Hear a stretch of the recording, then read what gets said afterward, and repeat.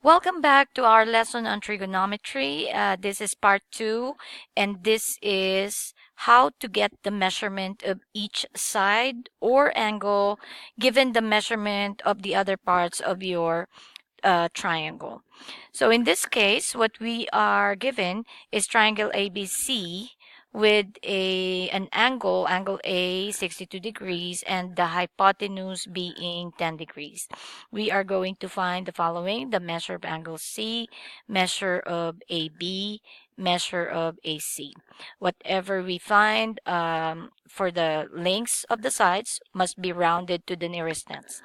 Before we go on any further, I would like to remind you of the primary trigonometric functions, which are the sine, which is opposite over hypotenuse, better known as SO, cosine, which is adjacent over hypotenuse, which is also known as ka, and then the tangent, which is opposite over adjacent, which is our TOA. So again, SOHCA TOA. That is how you remember the primary trigonometric function. So let us go right here. So let us measure the angle C first. And angle C, I believe if you add 90 degrees with the 62 degrees, that is going to be subtracted from the overall 180 degrees, which will give you angle C to be 28 degrees. So again, to check your work, you're going to add them all up, and the sum must be 180 degrees. So this plus this plus this must be 180 degrees. So let us now get a B. So what is given to us is this angle. I know that we got this already, but I always suggest that you work on your given. So I'm going to refer this as my this is my angle, and then I am going to call this as my, if this is my angle, then I'm going to call this as my adjacent. So this is my adjacent, and because that's my adjacent, then this is my opposite right here. Okay, and of course this is your hypotenuse right here. So that's your hypotenuse right there. So let's go ahead and find AB in reference to this angle. I now have adjacent and hypotenuse. I'm going to look at my trigonometric functions, and the one that has an A and an H is my cosine. So therefore, I'm going to use my cosine 62 degrees to get my AB. So this is my solution. Cosine 62 degrees is equal to adjacent over hypotenuse, which is going to be, the adjacent is the one we're looking for, so that's going to be my x. All over my hypotenuse is 10. So I really discourage this. So let's clean this up. Let's remove this now and just put this side by side with cosine 62 degrees. So let's go ahead and do it right here. So that now is going to look like cosine 62 degrees is equal to x over 10. And to solve for x, you will just have to bring the 10 up right here. Therefore, this is going to look like 10 course times cosine 62 degrees should give you your x. So we need our calculator. And on the calculator, you always have to go to your home page and go to settings, go to document settings, and make sure that this angle right here is on degrees. You have to click on OK. Don't get a new document. Utilize these icons right here. And so we are going to go to the calculator. And you're going to go ahead and you're going to plug this in the way you see it. So you're going to go and do 10. And you're going to click on the trig. which is cosine, you're going to type in 62, and I will just play safe and plug in my degrees and press enter. Rounded to the nearest tenths, this is going to be 4.7. So you're going to go back, and so your x is 4.7. So AB is 4.7. Let's now go and find AC. I'm sorry, not AC, but BC. So we're going to go and find BC. So again, in reference to this angle, your BC is opposite, and I'm going to refer to the hypotenuse, which is also given. So looking at this, my opposite and hypotenuse is on sine. So I'm going to go ahead and start working on it here. I'm going to use my sine, again, 62 degrees. And that would be equal to my opposite over hypotenuse of 10. And let's do the opposite here is your x, and your hypotenuse is 10. Again, I discourage this to stay that way. So clean this up, and you're going to have sine 62 degrees equals x all over 10. To solve for x, this is going to be multiplied on that side. So now you're going to have 10 times sine 62 degrees will give you your x. Please understand that some of you might think, oh, they will get the same answer. No, absolutely not, because your function here is cosine and your function here is sine. So those two are different things. So let's go ahead and go to our calculator, and again type in 10 trig sine 62 degrees. Press the enter key, and you're going to get 8.8. Again, rounded to the nearest tenths.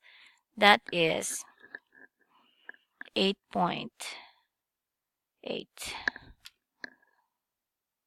Okay, example number 2 now involves us finding some measurements of angles. So this is a little bit different from what we did on top. So the first thing is find LM, and the way to find LM is use the Pythagorean theorem of a squared plus b squared equals c squared. After applying the Pythagorean theorem, you would find out that LM is 12.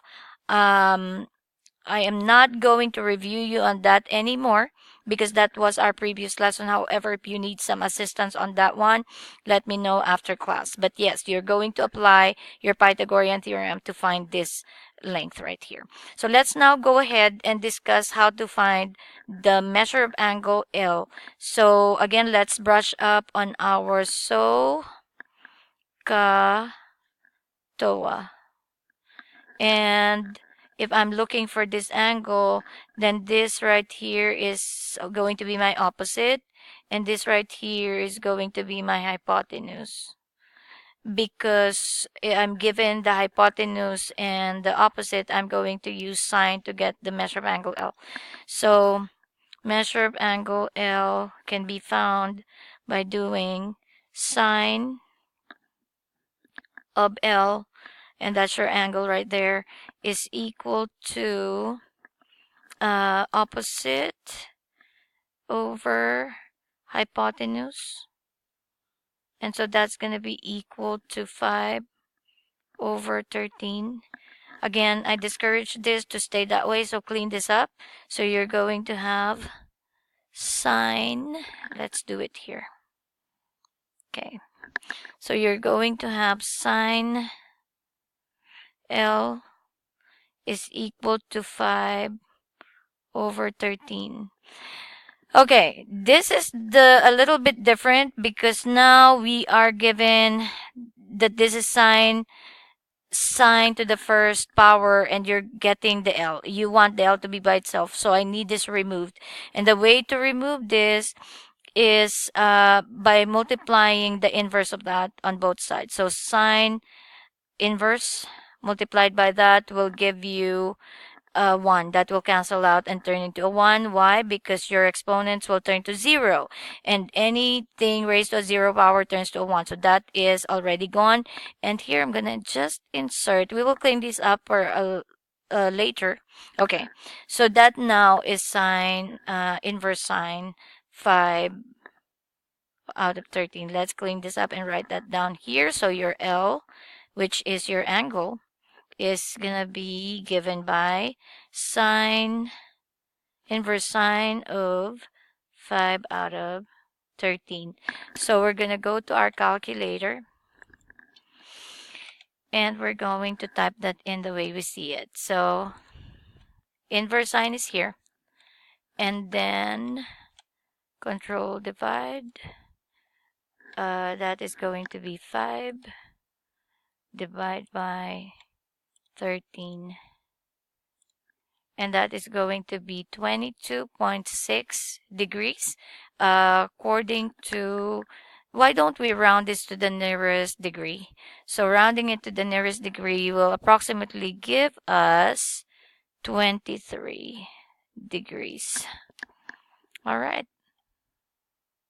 Okay, so let's continue. Now let us look for the measurement of angle N. This though is 23 degrees. I had put that there. So measure of angle N, given this, is going to be adjacent. This now, in reference to angle N, this now turns to your adjacent. Okay, so now we are going to use the cosine. So measure, okay, hold on. So that how to get the measure of angle N is we're going to use cosine.